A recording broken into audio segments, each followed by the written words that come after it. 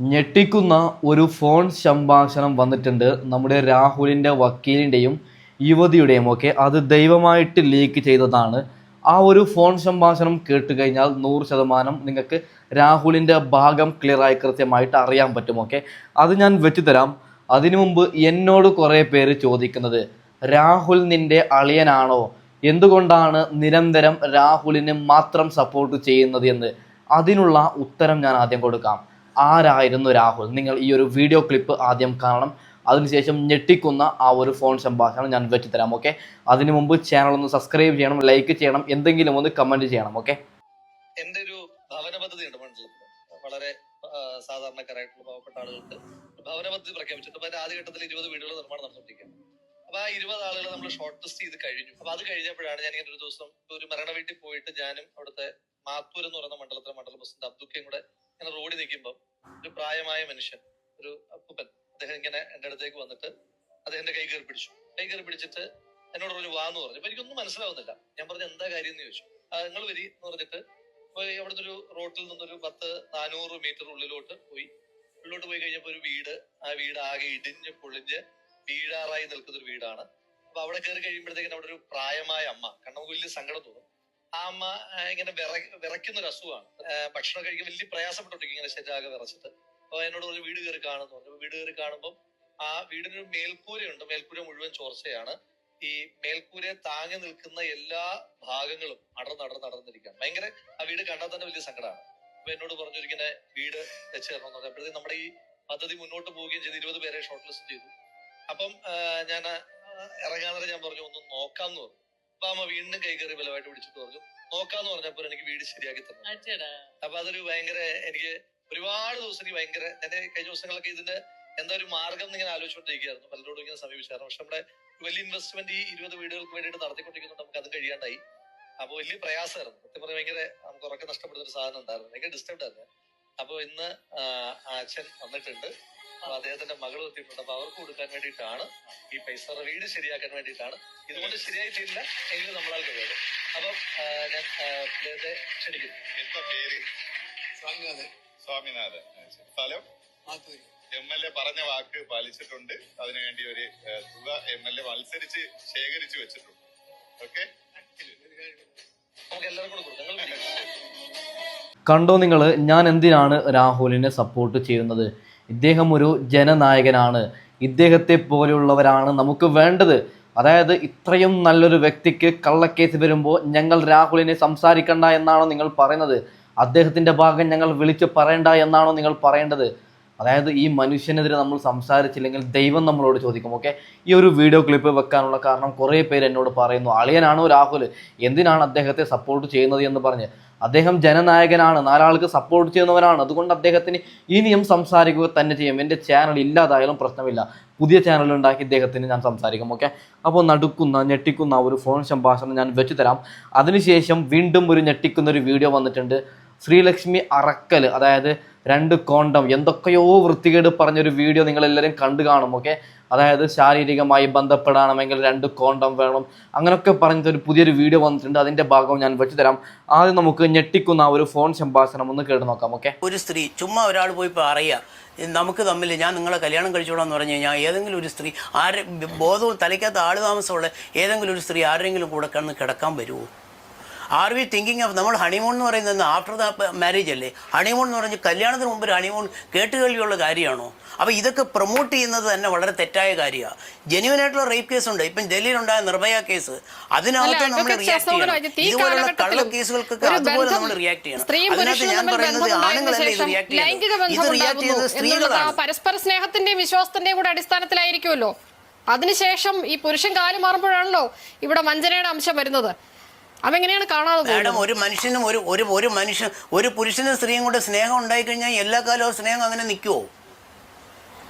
എന്താ ഈ പറയണേ? ഒരു സ്നേഹം ഉണ്ടായിക്കഴിഞ്ഞാൽ സ്നേഹം ഒരുപാട് കാരണങ്ങളുണ്ട് സ്നേഹം പിരിയാം. അതിന് ആർക്കും സ്വാതന്ത്ര്യമില്ലേ? അതിൽ നമ്മുടെ ഭരണഘടന എന്ന് പറഞ്ഞാൽ ജർമ്മനിയിലെ ഹിറ്റ്ലറിൻ്റെ ഒരു ഭരണഘടന അല്ല ഇത്. This is A constitution of freedom, equality. ഇതൊക്കെ ഉള്ളൊരു രാജ്യമാണ് ഈ രാജ്യം.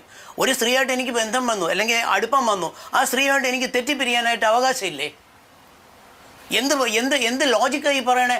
ഒരു സ്ത്രീയായിട്ട് നിങ്ങൾ ഒരു ബന്ധം വന്ന് കുറച്ചു കാലം നിങ്ങൾ ആ സ്ത്രീയോട് അതുകൊണ്ട് നിങ്ങൾ ആ സ്ത്രീയെ കല്യാണം കഴിച്ചില്ല എന്നുണ്ടെങ്കിൽ നിങ്ങൾ റേപ്പിസ്റ്റ് ആണ് എന്ന് പറയുന്നത് നിയമമാണോ മാഡം? അത് നിയമമാണോ? അത് കോൺസ്റ്റിറ്റ്യൂഷൻ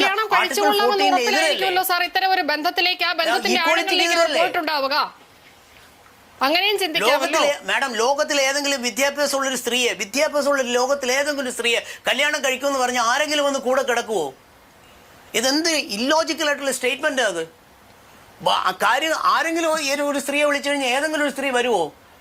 ഞാൻ കല്യാണം കഴിച്ചോളാം, എന്റെ കൂടെ ഒരു നൈറ്റ് സ്പെൻഡ് ചെയ്യാമെന്ന് ചോദിച്ചാൽ അജിത്ത്, ഈ കാര്യത്തിൽ സഹപ്രവർത്തകരാണ്, പരസ്പരം അറിയുന്ന ആളുകളാണ്. ഈ സ്ത്രീയുടെ കുടുംബ പശ്ചാത്തലം അറിയാം, ഇവർ നേരിടുന്ന വ്യക്തിപരമായ പ്രശ്നങ്ങളെ കുറിച്ചായിട്ട് അറിയാം.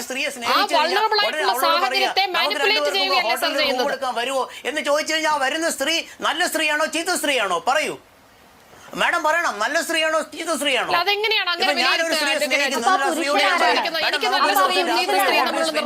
എന്ന് പറഞ്ഞാൽ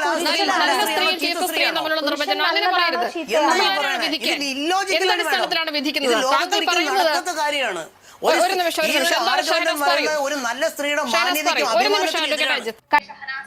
ഓക്കെ, നിങ്ങൾ ഓരോരുത്തരും കേട്ടല്ലോ. ഒരു കാര്യം ഞാൻ പറയാം. അതായത് നമ്മുടെ സൊസൈറ്റി നിയമമാണ് ഞാൻ പറയുന്നത്. ഇപ്പോൾ ഞാൻ പേഴ്സണലി വിവാഹമൊന്നും കഴിച്ചിട്ടില്ല. എനിക്ക് 23 വയസ്സാണ്. ഒരു എക്സാമ്പിൾ പറയുകയാണ്. ഞാനൊരുത്തിയെ വിവാഹം കഴിക്കുന്നു, അതിനുശേഷം വേറൊരു പെണ്ണുമായി ഞാൻ ബന്ധമുണ്ടാക്കുന്നത് ശരിയാണോ? നിങ്ങൾ പറയണം. വേറൊരു സ്ത്രീയുമായി ഞാൻ ശാരീരികമായി ബന്ധപ്പെടുന്നത് ശരിയാണോ? എന്നെ വിശ്വസിച്ച് ഒരുത്തി ഉണ്ട് വന്നിട്ട്, അത് ഞാൻ ഓർക്കണ്ടേ? രാഹുലിൻ്റെ കേസിലും അങ്ങനെയാണ് സംഭവിച്ചത്. നോക്കൂ നിങ്ങൾ, രാഹുലിനോട് ഇവറ്റകൾ കളവ് പറയുകയാണ്. ഞങ്ങൾക്ക് അതായത് വിവാഹം കഴിഞ്ഞ കാര്യമടക്കം രാഹുലിനോട് പറയാതെ, രാഹുലെ നിന്നെ എനിക്കിഷ്ടമാണ്, രാഹുലെ വാടാ ഒന്ന് ശാരീരികമായി ബന്ധപ്പെടാമെന്ന് വിളിച്ചിട്ടെല്ലാം കഴിഞ്ഞിട്ട് കേസ് കൊടുക്കുന്നത് ശരിയാണോ? ഇത് തന്നെയല്ലേ നമ്മുടെ വക്കീൽ പറഞ്ഞത്? ഇത് തന്നെയല്ലേ നമ്മുടെ വക്കീൽ ചോദിച്ചത്? അതായത് നമ്മുടെ രാഹുലിനെ ഇവറ്റകൾ ആരുടെയോ കയ്യിൽ നിന്ന് പൈസ മേടിച്ച് കൊടുക്കരുതെന്ന് ഞാൻ പറഞ്ഞ് എനിക്ക് തന്നെ മടുത്തൊക്കെ. വീണ്ടും നമ്മുടെ രാഹുലിന് ഇപ്പോൾ ഏകദേശം 90% നീതി കിട്ടി, 10% നീതി കിട്ടാൻ ബാക്കിയുണ്ട്. അതുകൊണ്ടാണ് ഇനിയും പറയും. ഓക്കെ, എന്ന് നമ്മുടെ രാഹുലിന് 100% നീതി കിട്ടുന്നോ അന്നേ ഞാൻ ഇത് നിർത്തും. ഓക്കെ, അപ്പോൾ ഒരു വീഡിയോ ക്ലിപ്പും കൂടി വന്നിട്ടുണ്ട്. ശ്രീലക്ഷ്മി അറക്കൽ, നിങ്ങൾ അതൊന്ന് കാണണം. ഓക്കെ, ചിരിച്ച് ചാവും നിങ്ങൾ. കാണണം. പറമോളെ, സ്കിപ്പ് ചെയ്യില്ല. നിങ്ങൾക്ക് എല്ലാവർക്കും ചിരിക്കാനും ചിന്തിക്കാനുള്ള വക ഈ വീഡിയോയിൽ ഉണ്ടാവും. നമ്മുടെ ശ്രീലക്ഷ്മി അറക്കലിന്റെ ഒരു വീഡിയോ ആണിത്. അതോടൊപ്പം ഒരു ക്യാമിയോ റോൾ കൂടി ഉണ്ട്. പക്ഷെ അതല്ല ഇതിനകത്ത് ടെസ്റ്റ്. വീഡിയോ അവസാനം വരെ കണ്ടോ. നിങ്ങൾ ഉറപ്പായിട്ടും നിങ്ങൾ ചിന്തിക്കൂ, ഇത് ഞാൻ പറയുന്നത് ശരിയല്ലേ എന്നുള്ളത് നിങ്ങൾ ചിന്തിച്ചിരിക്കും. അപ്പൊ നമുക്ക് വീഡിയോ ഫുൾ ആയിട്ട് കാണണം. പറമോളെ. അതായത് എന്റെ ഒരു സ്റ്റുഡന്റ് ഞാനൊരു പ്ലസ് ടു തോറ്റൊരു സ്റ്റുഡന്റ് ആയിരുന്നു അവൻ. അപ്പൊ ഞാൻ എന്നെ സേ എഴുതി പഠിപ്പിക്കാൻ വേണ്ടിയാണ് പോയത്. അത് കഴിഞ്ഞ് 2-3 കൊല്ലം കഴിഞ്ഞപ്പോൾ ഇവൻ കോളേജിലൊക്കെ കയറി കഴിഞ്ഞിട്ട് ഇവൻ എന്നെ ഒരു ദിവസം വിളിക്കുന്നു. എന്നിട്ട് എന്നോട് ചോദിക്കണം, ടീച്ചറെ സെക്സ് ചെയ്യുമ്പം 2 കോണ്ട വിട്ട് സെക്സ് ചെയ്യണോ 1 കോണ്ട വിട്ട് സെക്സ് ചെയ്യണോന്ന്? അപ്പൊ ഞാൻ പറഞ്ഞു, എന്താണ് അങ്ങനെ ചോദിച്ചേ? അത് 2 കോണ്ട വിട്ടാൽ കുറച്ച് സേഫ്റ്റി ആയിരിക്കുമല്ലോ എന്ന്. അപ്പൊ ഞാൻ പറഞ്ഞു, 2 കോണ്ട ഒരിക്കലും വിടരുത്, അത് ഫ്രിക്ഷൻ കാരണം പൊട്ടിപ്പോകാനുള്ള ചാൻസ് ഉണ്ട്. അപ്പം എന്റെ സ്റ്റുഡൻസിന് അങ്ങനെ ഒരു ടീച്ചറിനെ വിളിച്ച് ചോദിക്കണം എന്നുണ്ടെങ്കിൽ അത് ഞാൻ അവർക്ക് അത്ര ട്രസ്റ്റ്, അപ്പൊ അത് ഞാനത് ചെയ്യുന്നില്ലെന്ന് നിങ്ങൾ പറയരുത്. കണ്ടു പഠിക്കണം. ഇത്രയും നാള് പല ഇൻഫ്ലുവൻസേഴ്സ് ഉൾപ്പെടെ എല്ലാരും പറഞ്ഞുകൊണ്ടിരുന്ന എന്താ, സ്കൂളുകളിൽ പഠിപ്പിക്കുന്നതിന്റെ ഇടയിൽ ബയോളജി ക്ലാസ്സിൽ റീപ്രൊഡക്റ്റീവിനെ കുറിച്ചുള്ള കാര്യങ്ങളൊക്കെ വരുമ്പോൾ ടീച്ചർമാർ വീട്ടിൽ പോയി പഠിച്ചോളാനൊക്കെ പറഞ്ഞു കൊടുക്കുന്നു. ഇവിടെ ഒരു ട്യൂഷൻ എടുത്ത ഒരു പെൺകുട്ടിയുടെ കാര്യമാണ് കേൾക്കണേ. കളിക്കണം എങ്ങനെയെന്ന് വരെ പറഞ്ഞു കൊടുക്കും സേഫ് ആയിട്ട്. അല്ല, ഞാനതല്ല ആലോചിക്കണേ. ഞാനിത് ഇത് മൊത്തം കേൾക്കുമ്പോ വേറൊരു കഥയായിട്ട് ഒരു കണക്ഷൻ എനിക്ക് ഫീൽ ചെയ്യുന്നത്. അത് എന്റെ മാത്രം തോന്നലാണോ എന്ന് എനിക്കറിയില്ല. ഇവള് പറഞ്ഞത് നിങ്ങൾക്ക് ഓർമ്മയുണ്ടല്ലോ എന്താന്നുള്ളത്. എവളുടെ ട്യൂഷൻ പഠിക്കാൻ വന്ന ഒരു കുട്ടി +2 തോറ്റ് ഒരു മുതുക്കൻ എവളോട് കളിക്കണെങ്ങനെ 2 കോണ്ടിട്ട് കളിക്കാൻ പറ്റുമെന്നുള്ളതൊക്കെ ചോദിച്ചു. എവളത് പറഞ്ഞു കൊടുത്തു കൃത്യമായിട്ട്. അത് ഒരു നല്ല മനസ്സ് നമ്മളവിടെ കാണണം. പക്ഷെ അതല്ല ഞാൻ ആലോചിക്കുന്നത്, എന്റെ ഭാഗത്തെ തെറ്റാണോ? നിങ്ങൾ കണ്ടുനോക്കിട്ട് പറ.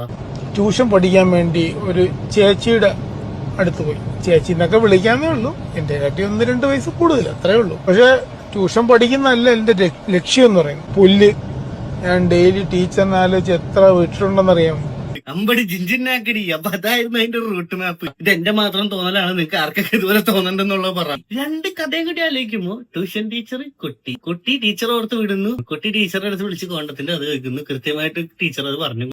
ഓക്കെ, ഇങ്ങനെയൊക്കെയാണ്. ശ്രീലക്ഷ്മി അറക്കലിനോട് ഒരു കാര്യം പറഞ്ഞിട്ട് ഞാൻ വീഡിയോ മൈൻഡ് അപ്പ് ചെയ്യാം. ശ്രീലക്ഷ്മി അറക്കൽ, നാണവും മാനവും ഉണ്ടോ? നിങ്ങളെ ഈ വീഡിയോ കണ്ടിട്ട് കുട്ടികൾ എന്താണ് പഠിക്കുന്നത്? സത്യസന്ധമായി ഞാനൊരു കാര്യം പറയുകയാണ്. ഇപ്പം നിങ്ങളൊക്കെ കേൾക്കുന്നതാണ് 8ാം ക്ലാസ്സിൽ പഠിക്കുന്ന വിദ്യാർത്ഥിയെ ലൈംഗികമായി 9ാം ക്ലാസ്സിൽ പഠിക്കുന്ന വിദ്യാർത്ഥി പീഡിപ്പിച്ചു, അങ്ങനെയുള്ള വാർത്തയാണ് നമ്മൾ കേൾക്കുന്നത്. എങ്ങനെ കേൾക്കാതിരിക്കും? ഇത്തരത്തിലുള്ള വാർത്തയല്ലേ. ഫോൺ ഓപ്പൺ ആക്കി കഴിഞ്ഞാൽ കോണ്ടം, ഫോൺ ഓപ്പൺ ആക്കി കഴിഞ്ഞാൽ സെക്സ്, ഇങ്ങനെയുള്ള വിഷയമല്ലേ ചർച്ച ചെയ്യുന്നത്. ഇത് കൗമാരങ്ങൾ കാണുകയാണ്. അവർ എന്തോ, അതായത് ഒരു എന്താണ് ഞാൻ പറഞ്ഞത്, 14 വയസ്സും 16 വയസ്സിനിടയിലുള്ള കുട്ടികൾ വിചാരിക്കുന്നത് ഇത് വലിയ എന്തോ ഒരു സംഭവം എന്നാണ്. ഓക്കെ, അപ്പോൾ നമ്മളാണ് നശിക്കുന്നത്. ഇങ്ങനെയുള്ള വീഡിയോസും കാര്യങ്ങളൊക്കെ പുറത്തു വരുന്നത് കൊണ്ടാണ് നശിക്കുന്നത്. പിന്നെ നിങ്ങൾ ചോദിക്കും ഞാൻ എന്തിനാണ് അതൊക്കെ ആ ഒരു ക്ലിപ്പ് ഇവിടെ വെച്ചത്. ഇനിയെങ്കിലും നിർത്താൻ വേണ്ടി, ഇങ്ങനെയുള്ള വൃത്തികേട് ഇനിയെങ്കിലും ശ്രീലക്ഷ്മി പറയാതിരിക്കാൻ വേണ്ടിയാണ് ഇങ്ങനെയുള്ള വീഡിയോ വെക്കുന്നത്. അപ്പോൾ നമ്മുടെ രാഹുലിന് നീതി കിട്ടട്ടെ എന്ന് പറഞ്ഞുകൊണ്ട് തൽക്കാലം മൈൻഡപ്പ് ചെയ്യുകയാണ്. Okay, by.